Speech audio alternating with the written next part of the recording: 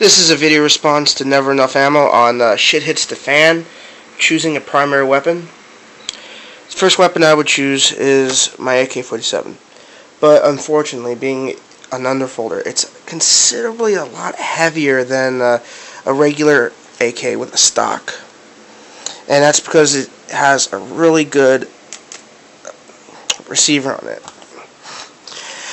I kind of forgot what that part was called for a minute. After that, I would have to choose the AR-15. Not being my favorite, but if you have to run, gun, you have to get the hell out of there. My AK is just a little too heavy, but it will always be the first that I go to, just because of the sheer stopping power, pure stopping power.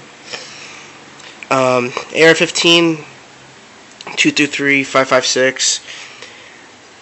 It's an over-penetrating round. It's a lot louder than it should be, than it's louder than the AK.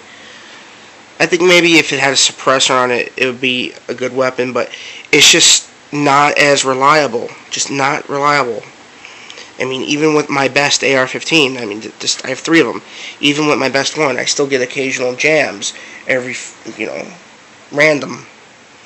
That's not good. Can't have that. So I would choose as a primary weapon, if I just had to grab some shit and go, I would choose my Subcompact, my PX4 Storm Subcompact. And if you're wondering why not the full size, it's because of the barrel.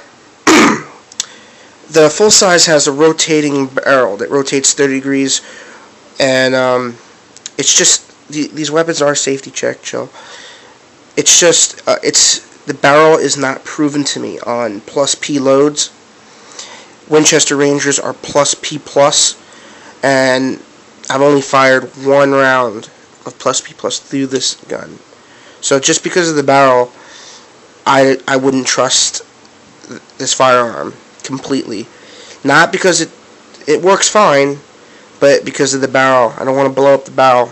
You never know. It's plus P plus loads. I mean, if the barrel, I'm not pointing at myself. I'm over here, hey. But that's a small barrel.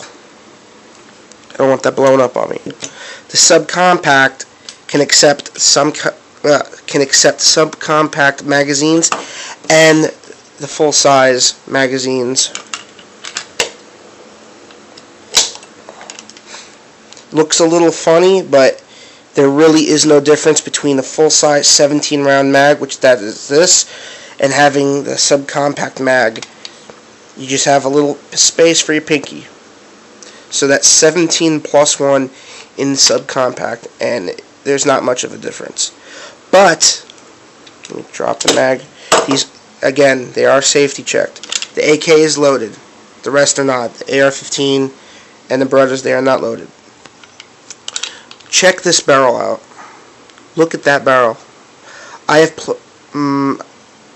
20 plus P plus rounds through this barrel. Now, and it's not scratched, nothing. It is perfectly polished, and it looks brand new. And this gun is about 3 years old, 4 years old. Thousands and thousands of rounds. But just because of the barrel is why I choose the subcompact over the full size. It can take the same magazines as the full size, but it can handle plus P plus, Winchester Ranger, plus P plus, PDX-1, bonded ammo, Hornady critical defense. Doesn't matter. It can handle it. Even if in a shit hits the fan situation, I'm gonna grab one giant. I'm gonna grab an ammo can full of 1,000 rounds of 9mm. They're not all going to be hollow points. They're going to be full metal jackets because they're inexpensive compared to self-defense rounds. But still, this barrel is never going to wear out, ever. But with the thinner full-size barrel, you never know. It could just decide suddenly, randomly, while in the middle of a firefight against a horde of zombies or a horde of people wanting to take your shit, it could just decide to break, which leaves the entire firearm inoperable. Subcompact Same exact gun, but doesn't have that 30-degree rotating barrel.